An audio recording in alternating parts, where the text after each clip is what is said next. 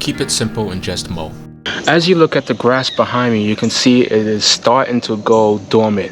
It's a slow but sure process that's going to happen. There's really nothing you can do.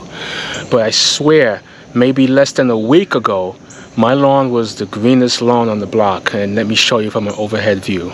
So last week I took this footage just to show you the difference. You can see mine is green, but everybody else's around me is brown. Now I don't know why is that for sure, but it's either one of two possibilities. Number one, that's just a natural trait of the Celebration Bermuda.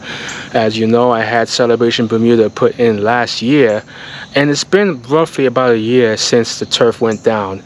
I think it's pretty established, but there is still room to grow. So I'm hoping by next season, I'll be confident that it'll be 100% established. But I'm not sure if that's just a trait of the Celebration Bermuda to maintain its green longer, or if it's because I cut the lawn so short that it tends to go dormant last.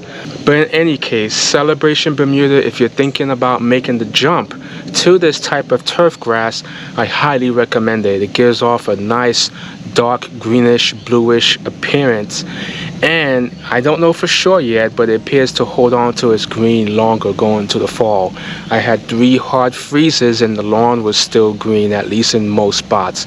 So we'll see over time how that goes as I do some research and report back. Let the lawn go dormant. It's that season, it's that time of year. It is going to go to sleep. It doesn't mean it's dead. It just means that it's going to stop growing and turn brown.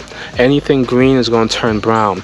And the beauty about a dormant Bermuda is that if you're absolutely sure that it is dormant, you can be a little bit more aggressive with your post-emergent. So if you have weeds, you can actually go a little bit heavier with your post-emergent to get rid of those weeds. But I highly recommend you go the pre-emergent route first. A pre-emergent is going to save you a lot of headaches moving forward.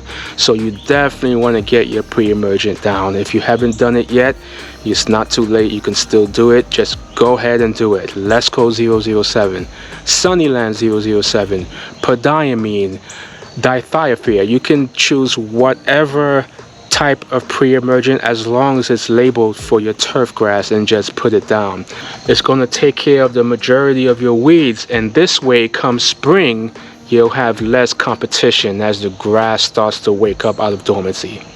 A very common pattern that you see that typically happens this time of year is the lawn will start to turn green and brown. You'll see like a pattern all over the lawn, almost like a tiger or a leopard type pattern. This is normal. This is a sign that your lawn is going to sleep, so not to worry.